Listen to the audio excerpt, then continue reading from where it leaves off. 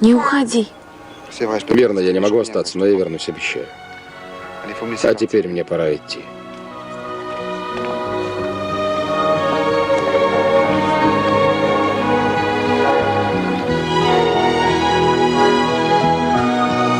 Привет, друзья, меня зовут Олег, и вы на канале Киногост.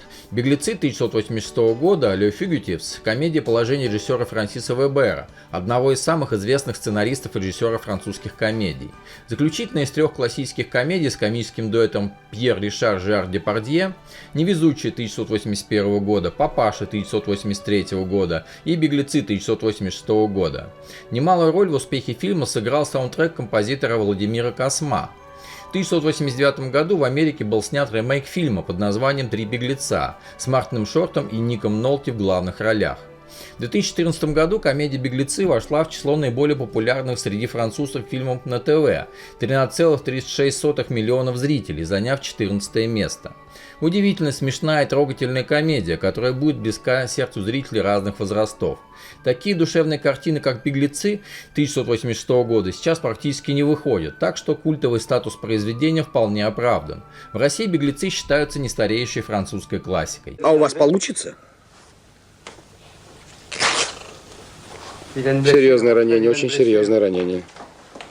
У меня нет анестезии, старина. Вот, укуси это. Увези меня отсюда, увези меня!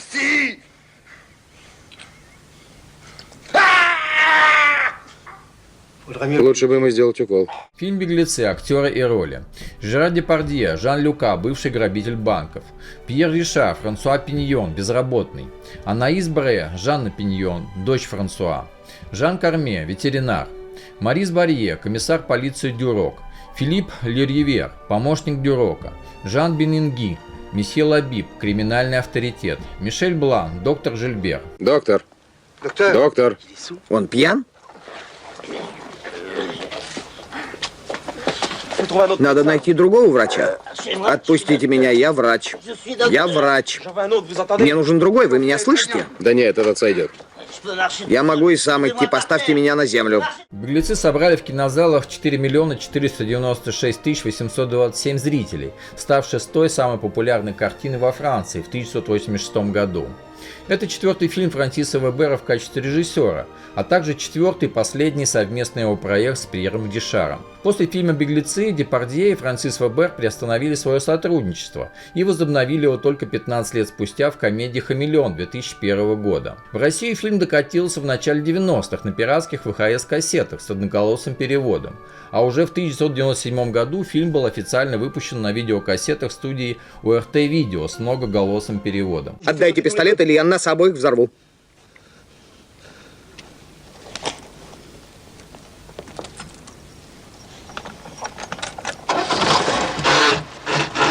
Где первая скорость? Подождите. О, извините. Я не нарочно. Это далеко не первый раз, когда Пьер Ришар снимается вместе с Жаном Карме, сыгравшим в фильме «Ветеринара». Актеры уже играли в таких фильмах, как «Идиот» в Париже 1967 года, «Высокий блондин в черном ботинке» 1972 года, «Возвращение высокого блондина» 1974 год и других. С Жераром Депардье Жан Карме также появлялся до этого не раз на экранах. «Гаспара» 1973 год, «Холодные закуски» 1979 года и других. Мишель Блан снялся в незаявленном в титрах камео в роли доктора Жильбера. «Беглецы» — это четвертый совместный проект режиссера Франсиса Вебера и композитора Владимира Косма. До этого они вместе работали над картинами «Игрушка» 1976 года, «Невезучий» 1981 года и «Папаша» 1983 года. За комнату надо платить? Ты слышал, что сказал мой друг? Гони бабки. Брюки. Быстро снимай брюки, кретин, иначе мозги вышибу. Фильм «Беглецы». Сюжет. Известный грабитель банков Жан Люка выходит из тюрьмы. Он не хочет провести всю свою оставшуюся жизнь за решеткой, поэтому решает навсегда завязать со своей преступной деятельностью.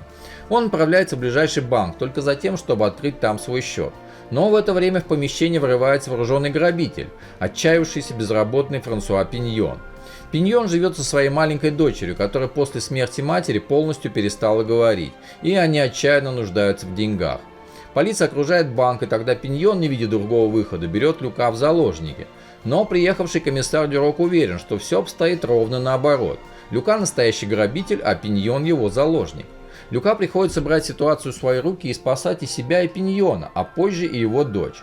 После серии приключений все трое проникаются взаимной симпатией, а маленькая Жанна впервые за долгое время начинает говорить. Пиньон пишет признание, в котором объясняет, что он сам пытался ограбить банк, и какова во всем этом роль Люка. Пиньон хочет уехать со своей дочерью за границу, но в это время Жанна оказывается в руках полиции и попадает в приют для сирот. Люка доказывает свою невиновность и устраивается на работу, а Пиньон тем временем скрывается, ведя жизнь бездомного. Приятели совместно похищают Жанну из приюта. Сначала Люка собирается помочь Пиньону с дочерью миновать пограничный контроль и скрыться от правосудия в Италии. Но потом, не желая расставаться, он отправляется туда вместе с ними. Доктор ждет вас, мадам. Вам повезло. Операционная свободна.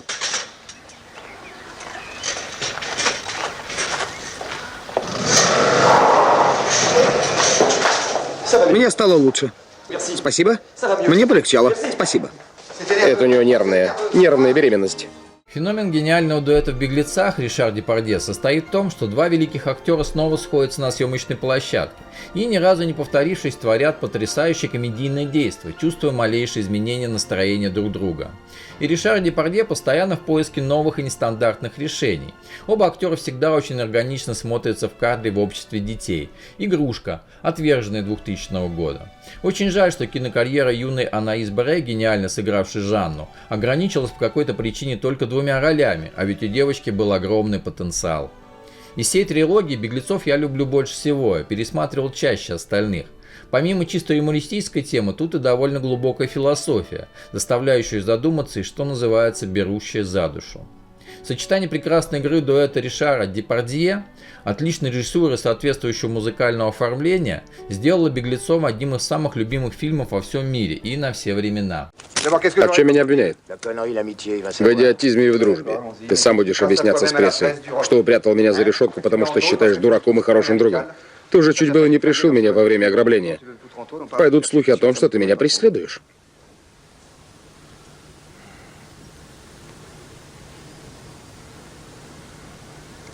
Сними с него браслеты. В фильме множество параллельных смыслов, а самое лучшее – это диалоги между Люка и коррумпированным комиссаром Дюроком. Сочувствие зрителя тут полностью на стороне именно Люка, а не его антагониста, представителя правопорядка. «Беглецы» фильм очень грустный, и только ВБ в своих фильмах мог настолько тонко чувствовать границы смешного и веселого, комбинировать их, создавая шедевры на все времена.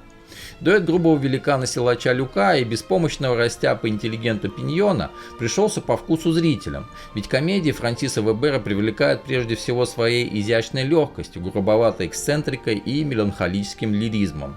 Это фильм о парадоксальных ситуациях и прекрасного темпа ритма, открытых человеческих чувств и актерских бенефисов. Это фильм о ненужных людях, беглецах. Я вас провожу до конца. Боюсь, ты снова что-нибудь отмочишь. Нет, мы справимся. Ну тогда в путь. Но всего несколько дней. Я не могу всю жизнь быть с вами. У меня много других дел. Конечно. Конечно.